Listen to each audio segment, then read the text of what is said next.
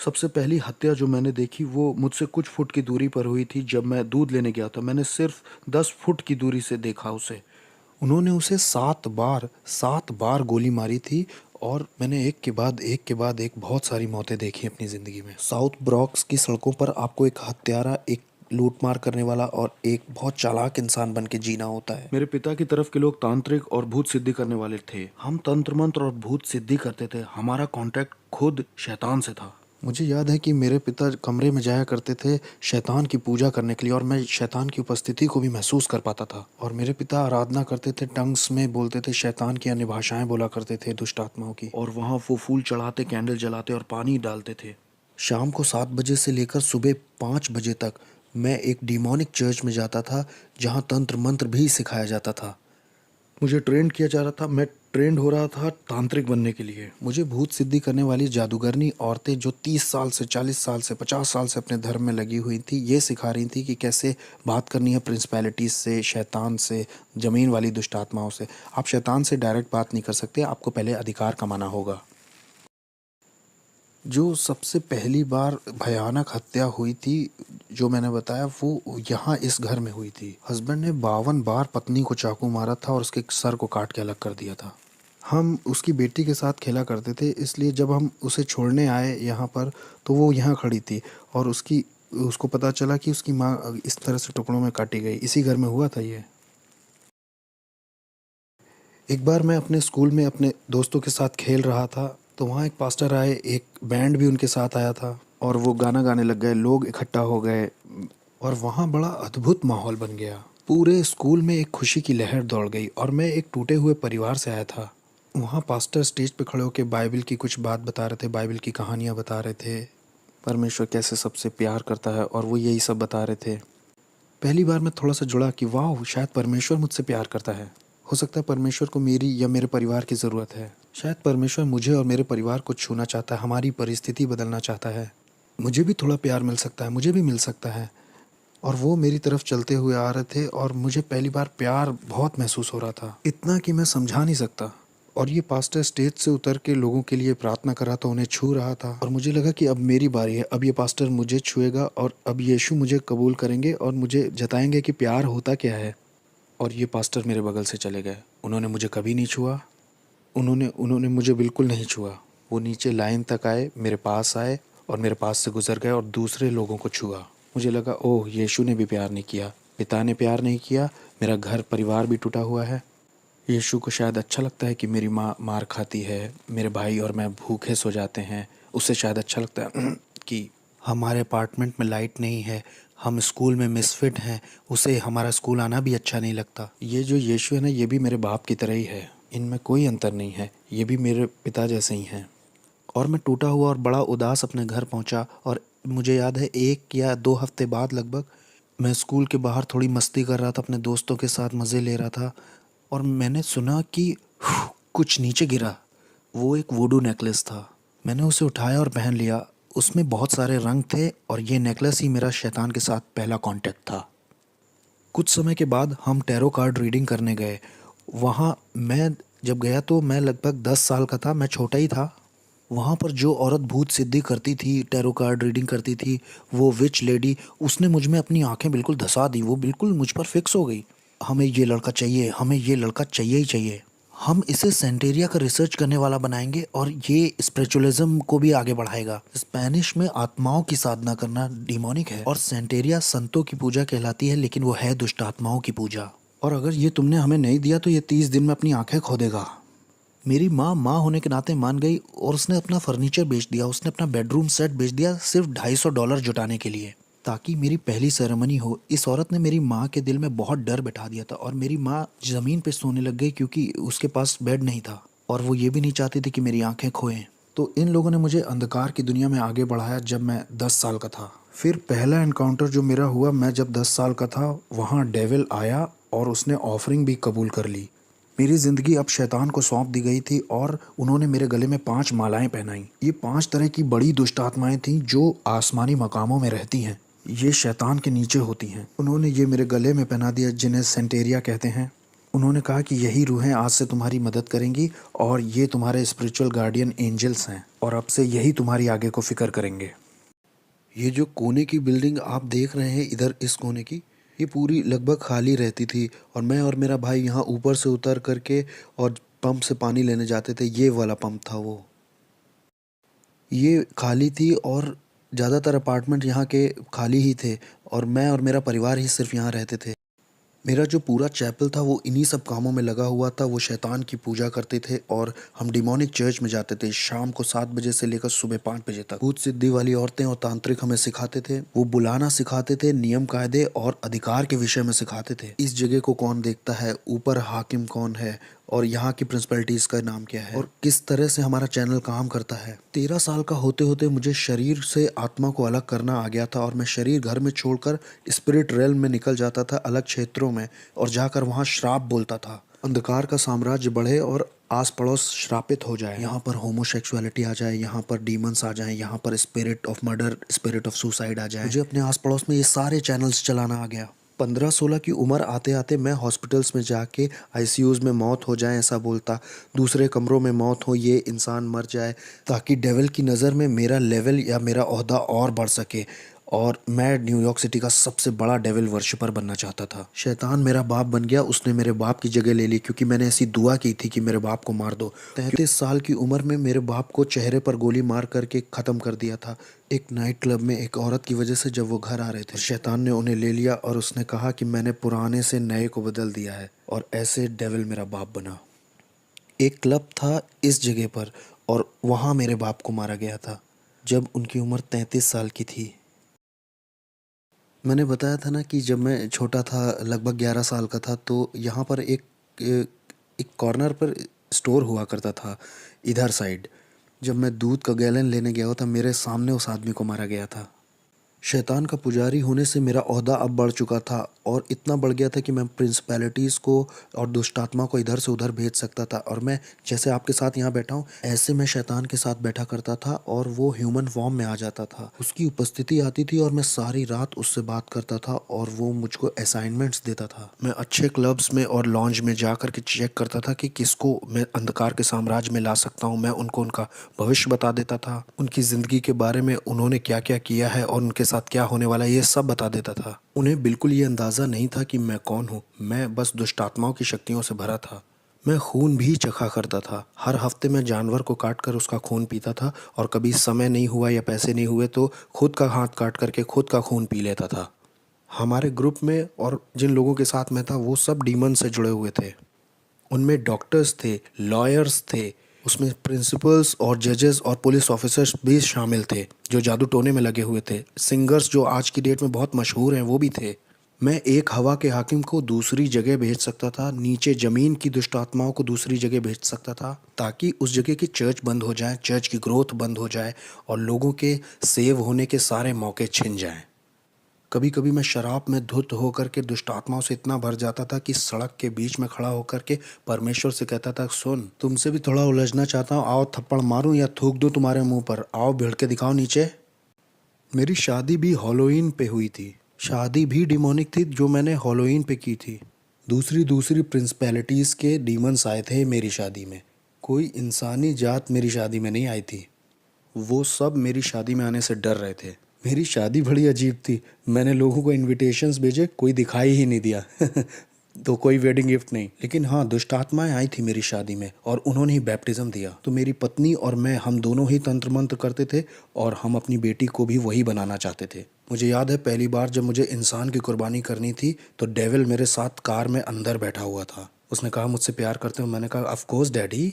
उसने मुझसे कहा कि छत के ऊपर एक आदमी है, वो तुम्हें नुकसान पहुंचाने आया है, तुम्हारा पैसा चुराने आया है, तुम उसे मेरे लिए मार दो अगर प्यार करते हो तो मैं छत की ओर ऊपर जाने लगा। मुझे याद है मैं 12वें माले में रहता था और जब मैं छत के ऊपर पहुंचा तो वो छत के पीछे वाले हिस्से सीढ़ियों पर छुपा हुआ था और ये आदमी 6 फुट 5 इंच का, वो लगभग 250 पाउंड का होगा। मैं डीमन पजेस्ड हो गया था और मेरे अंदर दुष्टात्मा गई, मैंने महसूस किया और अब मैं नहीं रह गया था। मैं उसे पकड़कर अपने अपार्टमेंट में ला के उसे चाकू मारना चाह रहा था क्योंकि मेरे पास एक कार्डोन पॉट था जो लगभग 100 पाउंड का होगा। उसमें 9 तरह के हथियार लगे थे जो 9 अलग तरह से इस्तेमाल किया जाता था और जैसे ही मैं उसे पकड़ने चला और उसे अपार्टमेंट में खींचने वो बस मेरे हाथ से फिसल गया और गायब हो गया। वो नीचे स्टोरवे के पास कूद गया। वो ऐसा जैसे ओलंपिक के एथलीट कूदते हैं, करके कूद गया। वो कूदा और गायब ही हो गया। मैं उसे पकड़ नहीं पाया तो मैं बहुत निराश हो गया। मैं अपनी पहली इंसानी कुर्बानी नहीं कर पाया। लोगों ने इसके ऊपर देखो कुछ लिख दिया है, लेकिन यहाँ पर एक डीमन है। ध्यान से देखो, ये वो डीमन है जो नर्क के दरवाजे की देखरेख करता है। इसी के बारे में मैं बता रहा था अपनी किताब में। वो सेंटेरिया वाली यही है, छोटा वाला दुष्ट आत्मा। ये वो दुष्ट आत्मा है जो हेटी को चलाती है। हेटी के ऊपर जो प्रिंसिपैलिटी है ना, वो यही है। और वहाँ पर जो वो वाला है ना, वो इस्लाम के ऊपर हाकिम है। अब यहाँ आ गया और ये देखो, लोगों को फंसाने के लिए द ट्रुथ। क्या हंसी आ रही है? सच, ये तुम्हें आज़ाद करेगा। ये देखो, ये भी ऊपर लगाया है ताकि लोगों को लगे कि ये भी इसी का हिस्सा है, मतलब ये इसका हिस्सा है। ये जगह कौन सी है? इस जगह को बोटानिका कहते हैं। ब्रॉन्क्स में जो लोग रहते हैं वो अगर जादू टोना तंत्र मंत्र करना चाहते हैं तो यहीं से सामान खरीद के ले जाते हैं, दूसरों को परेशान करने के लिए या मारने के लिए। आओ, हम अंदर चल सकते हैं। अगर मैंने कह दिया आप 30 दिन में मरने वाले हो तो 30 दिन में तुम मर जाओगे, तैयारी कर लो। मुझे बिल्कुल परवाह नहीं कि आप कहाँ काम करते हो, आप किसे जानते हो। आई डोंट केयर कि आप अपने आप को क्या बुलाते हो। आप कहो आप कैथलिक हो, आप क्रिश्चियन हो, आप एक बिलीवर हो। मैं आपको मार सकता था जब तक आपका यीशु से जीवित संबंध ना हो।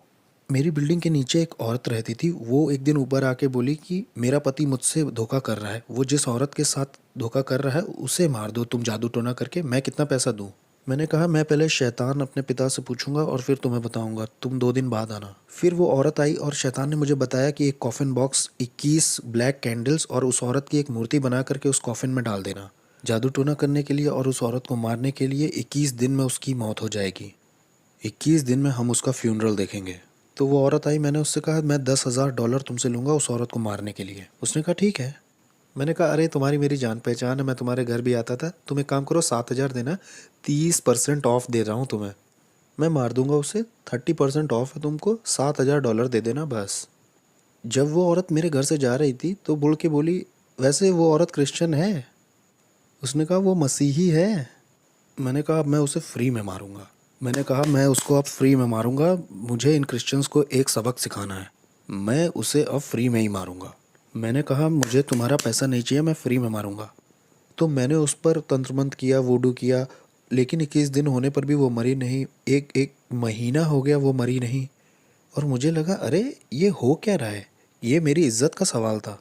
मैंने शैतान को बुलाया, मैंने दुष्ट आत्माओं को बुलाया, मैंने बढ़ा दी अपनी जादू टोना तंत्र मंत्र। मैंने उस पर दुगना जादू टोना शुरू कर दिया ताकि वो एक रात में ही मर जाए, लेकिन कुछ नहीं हुआ, कुछ नहीं हो रहा, कुछ नहीं हो रहा। और एक दिन ऐसा हुआ कि शैतान ही आ गया। मैंने महसूस किया उसकी उपस्थिति आई और शैतान ने मुझसे कहा कि हमें ये प्लान छोड़ना होगा जिस औरत को तुम मारना चाहते हो। मैंने कहा प्लान क्यों छोड़ना होगा, मेरी इज्जत दांव पे लगी है। मैं एक भूत साधक हूँ, मैं तांत्रिक हूँ। अगर मैंने उसे नहीं मारा तो लोगों को लगेगा कि मेरे अंदर ताकत नहीं है। उसने कहा तुम समझ नहीं रहे हो, जिस परमेश्वर की वो सेवा करती है वो उसे अकेला नहीं छोड़ता है, उसे छुओ मत। मैंने कहा कौन है ये ईश्वर? उसने कहा वो जिसकी सेवा करती है। मैं बहुत गुस्से में था। मैंने कहा नहीं, 1 हफ्ता और लेते हैं, चलो मारते हैं। उसने कहा नहीं, जिसकी वो सेवा करती है वो उसे अकेला नहीं छोड़ता है। जिस तरह का जादू टोना मैंने उसके ऊपर किया था ना, उसे 21 दिन से कम में मर जाना चाहिए था। और भाई कैसे हो? ये ईजबेल है, इनके धर्म की ये ईजबेल है। देखो ये कैसे काम करता है। ये स्टैचूज जो हैं इनका कोई मतलब नहीं है, लेकिन इसके पीछे एक दुष्टात्मा है। तो अपने खुद के लिए मुझे उसे पहचानने के लिए इसका बनाया जाना बहुत ज़रूरी है, नहीं तो मैं उस आत्मा से नहीं जुड़ सकता। उस दुष्ट आत्मा से मेरी जान पहचान नहीं हो सकती। हमारे बीच में कुछ कॉमन नहीं है। मैं आदमी हूँ, वो एक आत्मा है, और आत्माओं में भी वो दुष्ट आत्मा है। मैं उससे जुड़ ही नहीं पाऊंगा। उससे जुड़ने के लिए मुझे इसको बीच में लाना ही होगा। ये इंसानों की तरह दिखते हैं, लेकिन इस आदमी के पीछे भी एक कहानी है। उस कहानी की वजह से ही आप उससे जुड़ सकते हो, और ये दुष्ट आत्मा उसकी वजह से चलन कर सकता है। और ऐसा ही इन लोगों के साथ भी है। बाद में इनके नाम रखे जाते हैं और इनके भी जन्मदिन होते हैं, इनके भी अपने दिन होते हैं। किस तरह से इंसान फंस के पकड़ा जाता है इस दुष्ट आत्मिक संसार में और तंत्र मंत्र में, जानते हैं? ये वो जाल हैं जिनसे दुष्ट आत्माएं ऑपरेट करती हैं, अपना चलन करती हैं। इन्हीं मूर्तियों की वजह से इंसान अपने सारे शैतानी काम और शैतानी मजहब चला पाता है। यहाँ ऐसी कोई चीज़ नहीं है जिसे पवित्र कहा जा सके, बस एक ही है, वो हम हैं। इस जगह पे होता क्या है? वहाँ पीछे तंत्र मंत्र होता है, वूडू होता है, वहाँ कुछ मंत्र बोले जाते हैं और उससे मूर्तियाँ पवित्र की जाती हैं। ये सारी दुष्ट आत्माएं चाहती हैं कि आप एक नई मूर्ति खरीदें ताकि आप दुष्ट आत्मा को घर ले जा सकें। ये देखो, खास प्रार्थनाएं, ये आपको विश्वास दिलाना चाहते हैं कि आप परमेश्वर से प्रार्थना कर रहे हो। मैं भी यही किताब इस्तेमाल करता था, खास प्रार्थनाएं। इनका मकसद ही है कि आपको लगे कि आप ईश्वर से प्रार्थना कर रहे हैं, लेकिन इनमें कोई भी ईश्वर, इसमें बाइबल का कुछ नहीं है, ना बाइबल की कोई बात है, ना क्रूस की कोई बात है। मैं न्यूयॉर्क अमेरिका में तीसरे नंबर का वो इंसान था जिसके पास एक ऐसी किताब थी जिसमें चिन्ह बने थे सारी दुष्ट आत्माओं के और सारे हाकिमों के, और कैसे लोग ये तंत्र मंत्र सीख सकते हैं। और कोई इस तरह की किताब को नहीं रख सकता, या किसी के पास ऐसी किताब नहीं हो सकती जब तक डेविल उस पर खुद साइन ना कर दे। और मैं तीसरा वो इंसान था जिसके पास ये किताब थी, और मैं इस किताब के निशानों का इस्तेमाल करके जादू टोना करता था ताकि लोगों का दिमाग ख़राब हो जाए और वो बीमार पड़ जाए। जाने कैसे तंत्र मंत्र से मैं उन्हें बीमार करके लेप्रोसी, किसी को कैंसर दे देता था। मैंने लोगों के ऊपर ऐसा जादू टोना किया कि उनके साथ गर्भपात हो, उनके जीवन में अबॉर्शन आ जाए, लोग हॉस्पिटल जाएं, सर्जरी ही करवा, बिना सर्जरी के हॉस्पिटल में रहें। जादू टोने से मैंने लोगों को पागल भी किया है। मैंने जादू टोना करके लोगों के ऊपर दुष्ट आत्माएं भेजी, बाइपोला की, सिजोफ्रेनिया की, और भयानक बीमारी और सुसाइड की स्पिरिट। मैं रात भर बैठकर शैतान से घंटों बात किया करता था।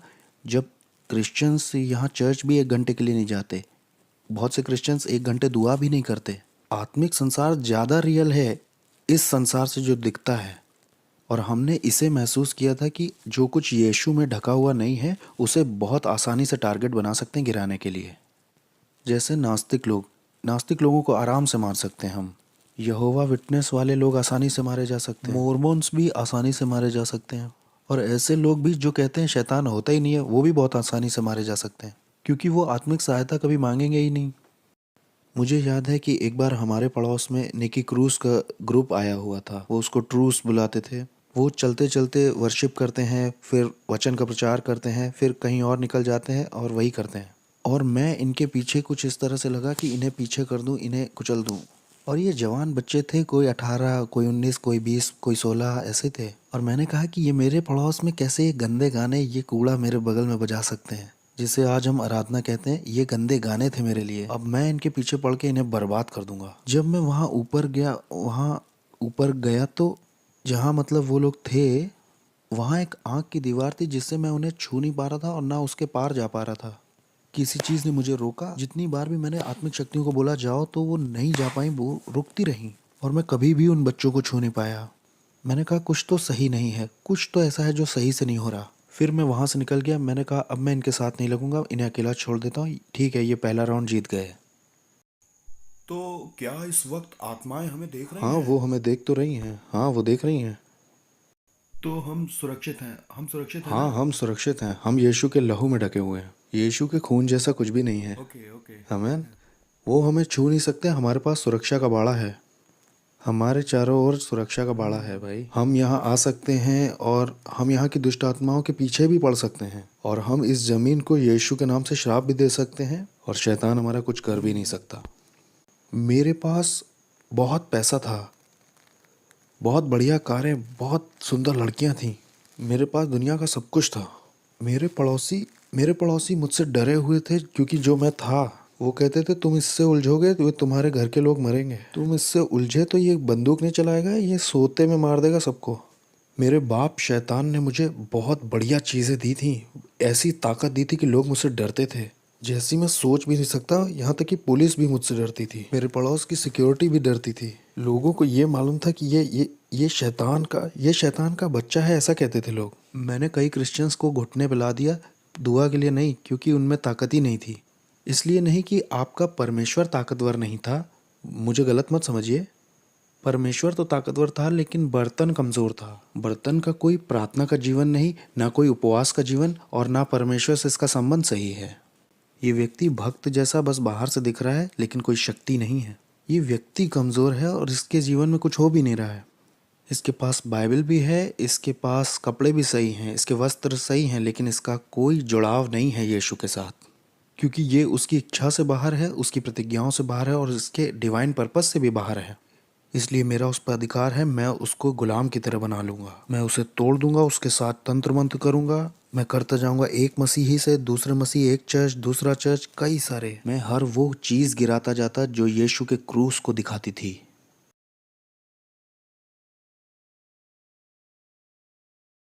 बहुत ही दुष्ट आत्माओं से भरी हुई जगह है। तो इस जगह का बहुत असर होगा ना आस पड़ोस पर। हाँ, और क्या। ये जो पूरा एरिया है ना, ये इसी की वजह से लॉक्ड है। ये शैतान का गढ़ है, हम शैतान के गढ़ में गए थे। इस गढ़ का पूरा बाजार नरक से था। सोचिए, ये जाते हैं $100-200 लेकर के ये सब खरीदने के लिए, और इससे उन्हीं का नुकसान होता है, इससे दूसरों का, गरीबों का भला हो सकता है। इससे उन्हें लगता है कि उनकी ज़िंदगी और अच्छी हो जाएगी, उनकी ज़िंदगी और बेहतर बन सकती है। इससे वो सोचते हैं कि उनकी उन्नति होगी, उनके शाप, उनकी पीढ़ियों के शाप टूटेंगे। ये मोमबत्तियाँ, ये वुडू खरीदने से इन्हें लगता होगा, लेकिन परमेश्वर कहता है कि ये तुम्हें फ्री में दे रहा हूँ मैं, बस अपनी ज़िंदगी मुझे दे दो और मैं तुम्हें आज़ाद करूँगा। लेकिन ये इन्हें नहीं चाहिए, ये उनके लिए बहुत मुश्किल है, ये तो इनके लिए बहुत कॉम्प्लिकेटेड है।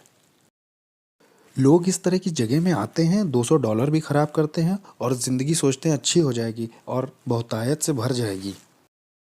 हेटी के ऊपर जो दुष्ट आत्मा है, उससे मेरा कांटेक्ट था, उसका नाम है कैंडेलो, उससे मेरा संपर्क था। और मियामी के दुष्ट आत्माओं से भी संपर्क था, अफ्रीका की दुष्ट आत्माओं से भी था, न्यूयॉर्क के ऊपर जो हवा के हाकिम हैं उनसे भी था, कुछ और भी थी जो दुनिया भर में जाना चाहती हैं। यहाँ पे एक सड़क है, वहाँ दूसरी दुष्ट आत्माएं हैं, हाकिम हैं। 42 नंबर की सड़क पर जो दुष्ट आत्मा है वो यहाँ आना चाहती थी। मैं ये कहूँगा कि मुझ में विवेक नहीं था। मैंने अपने भाई के ऊपर, सगे भाई के ऊपर जादू टोना तंत्र मंत्र करके उसे 5 साल की जेल करा दी। अपना खुद फ्लैश एंड ब्लड था, मेरा खुद का भाई, तंत्र मंत्र से 5 साल के लिए अंदर हो गया वो। मेरा एक और भाई था, एक बार वो मेरे घर आया था बड़े एटीट्यूड में, तो डीमन उसके ऊपर कूद गया है।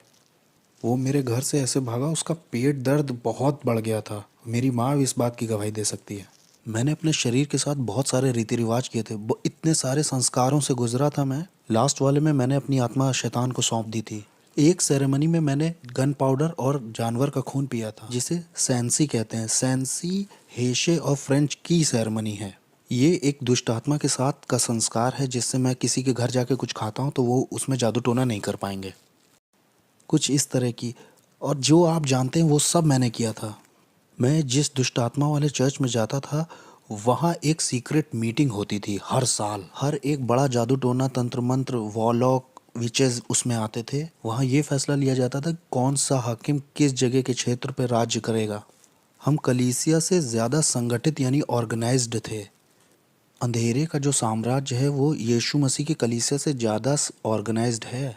हमें पता था सेरेमनीज कैसे करनी है। अगले साल की तैयारी इस साल के ख़त्म होने से पहले ही हो जाती थी। यहाँ क्रिश्चियंस 1 घंटे के लिए प्रार्थना नहीं करना चाहते हैं। यहाँ क्रिश्चियंस का लगातार वाला रिश्ता नहीं है चर्च में परमेश्वर के साथ। मैंने 1 साल का रेस्ट भी लेना चाहा जा, और शैतान ने 1 साल के लिए मेरी आंखों की रोशनी ले ली।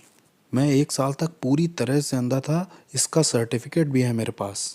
मैं पूरी तरह से अंधा था। वो लोग मेरी यहाँ तक तैयारी करा रहे थे कि एक देखने वाला कुत्ता ले लो, और वो जो स्टिक लेके चलते हैं ना, आपने देखा होगा वो।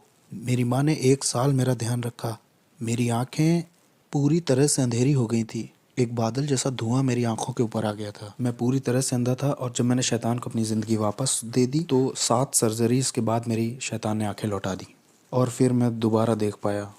और ये मेरी सज़ा थी जो शैतान ने दी, कि 1 साल की छुट्टी मुझे चाहिए थी। मैं 1 साल की छुट्टी लेना चाहता था। शैतान ने कहा अच्छा छुट्टी चाहिए, ये लो, और उसने मेरी आंखें ले ली। और इस तरह की दुनिया का था मैं, कि आप शैतान से पंगा लोगे तो शैतान आपको या आपके परिवार के लोगों को मारेगा। एक तरह का डर आपको हमेशा रहेगा कि आप ये धर्म छोड़ नहीं सकते। सेंटेरिया, पोलोनियम्बे, स्पिरिचुअलिज्म, ये धर्म छूटेगा नहीं। डॉक्टरों के पास कोई एक्सप्लेनेशन नहीं था कि मेरी आंखें कैसे गईं। जबकि मैं कहूँ, क्रिश्चियंस, मसीही जब गलत करते हैं या उनसे बुरा हो जाता है तो उनके घर में जो कुछ दिखाई देता है वो है दया और अनुग्रह। लेकिन अगर आप शैतान को कुछ ऐसा दिखाते हो तो शैतान को पसंद नहीं आया तो आपको या आपके परिवार को मारता है। मुझे याद है एक बार एक औरत को शैतान ने कहा इस आदमी से मत मिलना। उसने परवाह नहीं की क्योंकि वो उससे प्यार करती थी। इसलिए शैतान ने एक दुष्ट आत्मा एक ऐसे इंसान के अंदर भेजी जो सड़क पर रहता था। उसने हथौड़े से उस औरत के सिर पर 17 बार वार करके मार दिया। एक बार मैं अपने घर में बैठा हुआ था, बहुत अमेजिंग था। मैं नाइट क्लब से लौट के आया था। मैं टीवी पर जेरी स्प्रिंगर नाम का एक शो देख रहा था। वो बड़ा अजीब सा शो है। लोग उसमें एक दूसरे को मारते हैं और मुझे उसमें बड़ा मज़ा आता था। मज़े लेके मैं उसे देख रहा था, हंस रहा था और मैंने एक आवाज़ सुनी, बेटे मैं जल्दी आ रहा हूँ, तुम अपनी ज़िंदगी से क्या करोगे। एक सुनने वाली आवाज़, बहुत शार्प, उस कमरे से आई थी। मैंने सोचा कि शायद टीवी से आई है। मैंने कहा ये टीवी से नहीं आई है क्योंकि यहाँ तो लोग लड़ रहे हैं, एक दूसरे को मार रहे हैं। मैं शैतान की भी आवाज़ पहचानता था। शैतान के साथ तो मैं ऐसे बैठता था जैसे आपके साथ बैठा हूँ। कभी वो इंसान के रूप में भी आता था, कभी वो कमरे में उसकी उपस्थिति आती थी। उसकी उपस्थिति आते ही कमरे का माहौल बदल जाता था। वो मेरे सामने बैठा करता था और मेरे कॉन्शियस से बात करता था। हम रात भर ऐसे बात किया करते थे। मुझे उसकी आवाज़ पता थी। ये मुझे ऐसे पता था जैसे आपको अपने हाथ पैर पता है। मुझे हर एक हाकिम के बारे में जो कनाडा पे या अमेरिका पे या कहीं का भी हाकिम हो पता था उसके बारे में। हर प्रिंसिपलिटी जो किसी मज़हब की थी वो भी मुझे पता थी। चाहे वो कोई ऑकल्ट हो, न्यू एज हो, बुद्धिज़्म हो, इस्लाम हो, सेंटेरिया हो या स्पिरिचुअलिज्म हो, मुझे हर एक दुष्टात्मा का पता था। हर एक हाकिम के प्रिंसिपलिटीज़ का मार्क मेरे पास था। ज़मीन की दुष्ट आत्माओं का भी और शैतान का, इज़बेल का। मैं हर एक के नाम बता सकता हूँ जिनके नाम आप भी नहीं जानते होंगे। मैं उनको नाम से जानता था। लेकिन ये आवाज़ उन सब आवाज़ों से बहुत अलग थी। वो आवाज़ जाने कहाँ से आई थी। वो हवा से आई थी वो आवाज़। मैं एक तरह के सदमे में आ गया और फिर मैंने एक तरह का दर्शन पाया अपने अपार्टमेंट के दूसरी तरफ। मैंने देखा कि पूरे आसमान में आग है और नीचे के जो लोग हैं वो उससे बचने के लिए इधर उधर दौड़ रहे हैं कि कोई जगह मिल जाए शायद। मैंने कहा ये कैसा दर्शन, मैंने उसे छोड़ दिया। और फिर मुझे याद है जब मैं सोने गया, बहुत गहरी नींद थी और मैंने एक टी शर्ट मुंह पे डाली, मैं सो गया और मैंने देखा कि मैं एक ट्रेन में हूँ, उसमें बहुत सारे लोग हैं। मैं कुछ समझ ही नहीं पा रहा था मैं ट्रेन में क्या कर रहा हूँ। ये ट्रेन इतनी तेज़ चल रही थी कि आप समझ नहीं सकते। मैं पृथ्वी पर इतनी तेज़ किसी चीज़ में नहीं चढ़ा। और ये ट्रेन नर्क में आ गई। यीशु मसीह मुझे नर्क ले आए। और जब मैं नर्क में पहुंचा तो वो ट्रेन दरवाजे से बहुत कस के लड़ गई। एक इतनी तेज़ आवाज़ हुई कि सब खुल गया और बहुत गर्मी बाहर आ रही थी, न जाने कहाँ से। वहाँ सांस लेने में भी बहुत दिक्कत हो रही थी। मैं ट्रेन से जैसे बाहर आया तो उसमें जो लोग थे उनके चेहरे नहीं दिख रहे थे, लेकिन उनके चेहरे पर डर दिखाई दे रहा था। वो डर आप महसूस कर सकते थे। ये डर इस बात का था कि आप वहाँ से कभी बाहर नहीं निकलेंगे। और ये जगह पूरी भरी हुई थी। और मैंने कहा मैं यहाँ के लिए नहीं बना हूँ, मैं यहाँ नहीं मर सकता ना, मुझे यहाँ नहीं मरना, ये मेरे लिए नहीं है। मैं यहाँ के लिए पैदा नहीं हुआ हूँ। मैं अपने आप से ही बातें कर रहा था। मैं यहाँ नहीं रहने वाला। इसलिए मैं एक कोई सुरंग ढूंढने लगा जहाँ से मैं निकल सकूँ। तो मैं सुरंग ढूंढने के लिए आगे गया, या कोई खिड़की ढूंढने, या कोई, हो सकता है वहाँ कोई जगह दिख जाए जहाँ से मैं बाहर आ सकूँ और मैं अपनी रियलिटी में लौट सकूँ। लेकिन वहाँ कोई गैप नहीं था। मुझे याद है वहाँ जितना मैं आगे उस सुरंग में जा रहा था उतना ज़्यादा मुझे डर घेर रहा था और मुझे लोगों की तकलीफ़ें सुनाई दे रही थी, आवाज़ें। वहाँ अंधेरा और डर ओढ़ लेता है जैसे कोई कपड़ा पहन लिया हो। वो आपको लपेट जैसा लेता है। वहाँ आपका कोई बस नहीं चलता है। कुछ जकड़ जैसा लेता है, वो आपको जाने नहीं देता। यहाँ तक कि मैं अपना हाथ भी नहीं देख पा रहा था। वो एक पर्दे की तरह था, जैसे आप किसी बच्चे के कुएं या जानवर के कुएं में गए हैं। ये कुएं जैसा नहीं था, मैं समझा नहीं पाऊंगा इसे। और और इसमें से बहुत गर्मी और बदबू बाहर रही थी, ऐसा जैसे न्यूयॉर्क सिटी के गटर खुल गए हों। वहाँ वो बहुत अजीब सा, बहुत अजीब। और जब मैं आगे गया तो वहाँ मुझे याद है आगे शैतान मिला। उसने कहा मैं तुम्हारा बाप था। वो डिमोनिक टंग्स में बोल रहा था कि मैं तुम्हारा बाप था, मैंने तुम्हें सब कुछ दिया जो चाहिए था, मैंने तुम्हारी केयर की, मैंने तुम्हें आशीष दी, मैंने तुम्हें प्रोटेक्शन दी, मैंने तुम्हारे लिए लोगों को मारा है, तुम्हारे लिए सब कुछ किया, तुम्हें पावर दी, तुम्हें तुम्हारा नाम बनाया इस साम्राज्य में। जो तुम्हारे विरोध में उठे उन्हें मार दिया, क्योंकि मैं तुम्हारा इस्तेमाल करने वाला था अपने राज्य को लाने के लिए पृथ्वी पर। और तुम मुझे छोड़ना चाहते हो, मुझसे धोखा करना चाहते हो। और ये सब डिमोनिक टंग्स में हो रही थी और मैं भी उससे दुष्टात्माओं की अन्य भाषा में बराबर बोल रहा था। मैंने कहा नहीं, मैं छोड़ूंगा नहीं, मैं बस कंफ्यूज हूँ, मुझे समझ नहीं आ रहा हो क्या रहा है। उसने कहा नहीं, मुझे मालूम है तुम क्या करोगे, तुम मेरे धर्म को एक्सपोज करोगे कि मैं कौन हूँ और मेरे आत्मिक संसार में कैसे काम करता हूँ। मैंने तुम्हें वो चीज़ें बताई हैं जो किसी को नहीं बताई। क्योंकि मैं तुम पे भरोसा करता था कि तुम मेरे राज्य को आगे बढ़ाओगे, क्योंकि मैं और तुम्हारा इस्तेमाल करना चाहता था बड़े पैमाने पर। और कंफ्यूज होके उसने मेरी मेरी गर्दन पकड़नी चाहिए, और जैसे ही मुझे मारने के लिए उसने गर्दन पकड़नी चाहिए, एक क्रॉस मेरे हाथ में यीशु मसीह का आया। और न जाने 3-4 क्रॉस कैसे नर्क में आ गए जब मैंने ब्लू शॉर्ट्स और टी शर्ट पहन रखी थी। और जैसे ही मैंने वो क्रूस उसके ऊपर छुआया, वो ऐसे पिघल गया जैसे वो कोई बच्चा हो। वो एक बच्चे की तरह ज़मीन पर गिर पड़ा और उसमें कोई ताकत नहीं थी। और फिर मैंने उस मौके का फ़ायदा उठा करके भागना शुरू किया उस तरफ जिधर दरवाज़ा लग रहा था मुझे, या शायद वहाँ कोई मुझे दरवाज़ा दिखाई दे जाए। जो मेरी उम्मीद थी, वहाँ वहाँ आशा जो थी वो ऐसी थी जैसे वहाँ किसी तरह की कोई आशा ही ना हो। वहाँ कभी ऐसा नहीं लगता कि आप बाहर आ पाएंगे। बस बस यही आपका द एंड है। जिस डर ने उस वक्त मुझे पकड़ रखा था, वो डर मैं समझा नहीं पाऊंगा, ऐसा डर मुझे कभी नहीं लगा। मैंने उस तरह की निराशा कभी महसूस ही नहीं की थी। ये बिल्कुल स्वर्ग का ऑपोजिट था। वो खुशी और आनंद का ऑपोजिट था, शांति का ऑपोजिट था, जीवन और उजियाले का ऑपोजिट था। ये जगह तो अंधकार और तड़प की जगह थी। अगर अगर मैं यहाँ रहता हूँ तो मेरे परिवार मुझे कभी नहीं ढूंढ पाएगा कि मैं यहाँ हूँ। मेरी पत्नी, मेरी बेटी मुझे कैसे ढूंढ पाएंगे, कैसे देख पाएंगे अब। जब मैं उस सुरंग के और गहरे में जा रहा था, ये सोचते हुए कि वहाँ शायद कोई दरवाज़ा हो या किसी तरह की कोई दरार वहाँ हो, वहाँ शैतान फिर से दिखाई दिया और उसने कहा कि मैं तुम्हें मार दूंगा अब। समर्पण के समय में मैंने तुम्हारे शरीर पर कुछ दुष्ट आत्माओं की भाषा में निशान बनवाए थे जो मेरे कॉन्ट्रैक्ट हैं, इससे मैं तुम्हें मार दूंगा।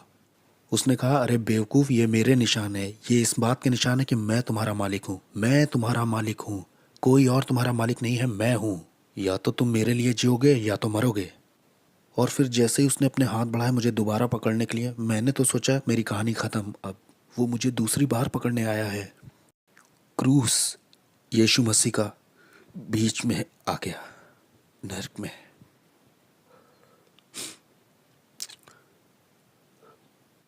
कोई प्यार नहीं है क्रूस से बढ़ के, जो मेरे जैसे पापी के लिए आए नर्क में। दाऊद कहता है कि अगर मैं अपना बिछौना अधोलोक में भी बिछाऊं तो उसे पता है। अनुग्रह और सच्चाई नर्क में दिखाई दी। अनुग्रह और सच्चाई को मेरे बारे में पता था। अनुग्रह और सच्चाई की मेरी जिंदगी में एक योजना थी।